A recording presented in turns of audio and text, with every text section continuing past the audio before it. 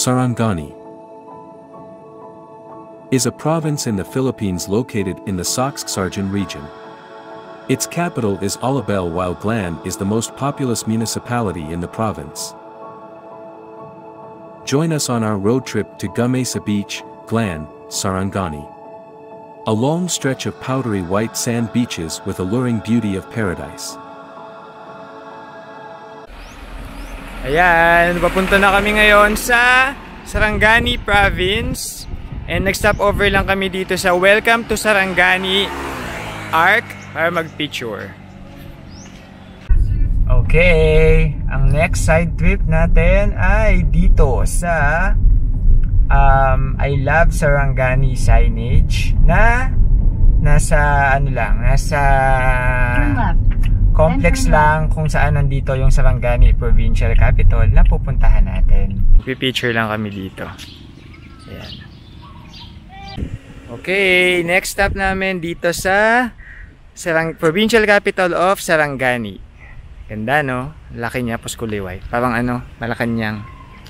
Picture lang kami dito bago kami pumunta ng Glan, Sarangani. Yan, naminto lang kami dito sa roadside para kumain ng konti. And dito sa Mindanao, usong-uso tong pastil. Sige, buksan mo, pakita mo sa kanila. Chicken to usually, usually sa daon siya nakabalo. Mas mura lang siya. Kano yan? 10 pesos. 10 pesos lang yung ganyan. Ito sa plastic nakabalot pero yung mga iba nakain namin sa dahon ng saging nakabalot. Kami kumakain. Malasa yan malasang malasa.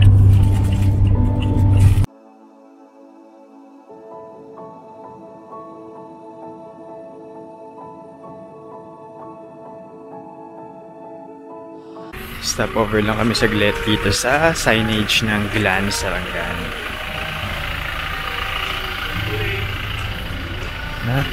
Meron ding view deck.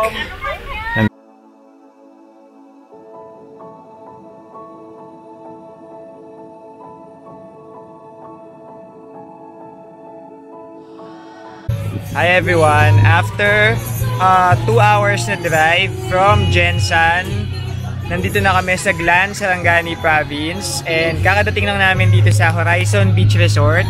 Ayan siya. Sobrang ganda ng beach. Sobrang haba ng beach. Sobrang lapad. Sobrang white ng sand. And siya, parang Boracay siya. Pero mas mas konti yung crowd and mas konti rin yung mga establishments. Tapos, itong cottage na to na inupahan namin is Kubo Cottage. 500 pesos to from 8 AM to 5 PM. Tapos nagbayad lang din kami ng entrance fee na 100 pesos each. Ayan. Order lang kami ng food tapos swimming na kami. Gamesa Beach boasts of a 6-kilometer white beach on a crescent-shaped cove. On the eastern shore of Sarangani, facing the Celebes Sea. Gamesa Beach still remains relatively quiet compared to the other beach destinations in the country, which pack crowds of tourists. It is regarded to be a perfect spot for just chilling out on the beach and enjoying its rustic, laid-back vibe. To get here from General Santos City, ride a jeepney to KCC Mall. Then, at the mall's van terminal, ride a van bound for Gamesa.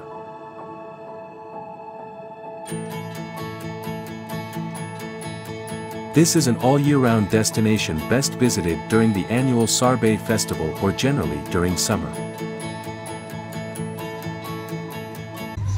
Ayan, nag-order na kami ng food kaya lang matagal palutuin. So nag-picture taking muna kami dito sa beach. Mamaya na kami maliligo hanggang 4 PM naman kami dito. And magta 12 PM pa lang.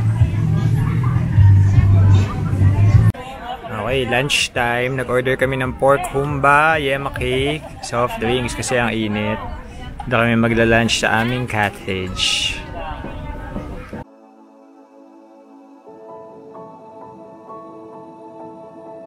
Yan, tutur ko kayo dito sa Horizons Resort, Gumasa Beach, Glan, Sarangani. So, nandito yung mga cottages nila.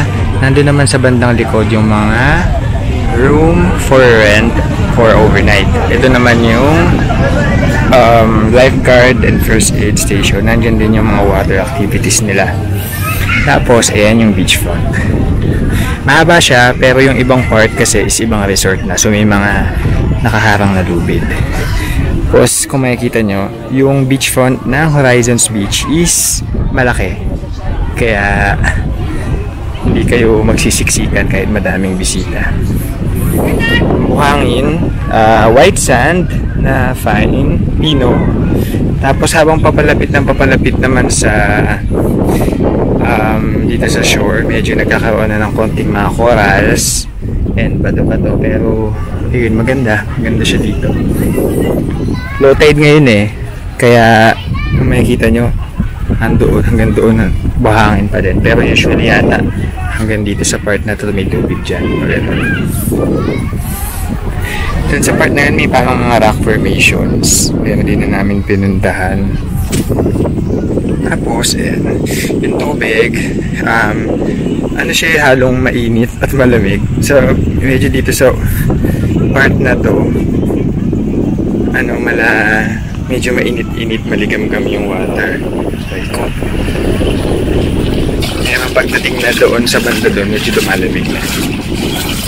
Tapos ayan, may mga seaweeds doon sa part na yun. Kapag hindi low tide, mahaba, malaki yung swimming area hanggang doon sa part na yun yung swimming area. Pero dahil low tide ngayon, medyo konti yung part na pwedeng pag-swimmingan. Tapos nakakatawa dito, dahil low tide, eto, naglalakad lang tayo hanggang tuhod pa rin siya. Sunog na ako. Nakakatawa kasi may coral reefs dito. Ayan, corals yan. So, hindi na kailangan mag-snorkeling. Kasi nandito na mismo yung mga corals. Mga ilang isda akong nakita. Yan. Diba? For sure may mga isda dyan. Pero nagtatago. Actually, kanina doon sa may beach, may mamang nagbebenta ng mga isda na nakalagay sa timba. Mga clownfish, sila Nemo, saka sila Dory daw. Ayun. Buti na lang alam ko hindi bawal yun wala namang bumili. So mas umalis na rin agad si kuya. Ayan look. Kita nyo? Ayan may isda diba? Hindi na natin kailangan mag-snorkeling dito sa Gumasa Beach. Ayan pa din. Madami dito yung kulay blue na isda, saka yung kulay may kulay black akong nakita doon, kaya lang umalis din. Ito. Ayan diba? Wala talaga si Nemo. Diba? At least dito, di na kailangan mag-snorkeling. Nandito na agad yung mga gusto nyo makita ng isda. Pero babalik na ako doon kasi sunog na ako. Nandito na kami. Pahinga na lang muna ng konti sa cottage. Ayan. So far, itong ginawa namin sa Sarangani Day Tour. Sobrang saya, sobrang relax, sobrang chill lang.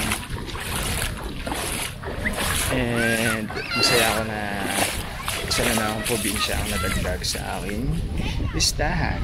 Project 82 Philippines. Okay. Bye. Update ko na lang kayo sa aking next lakad.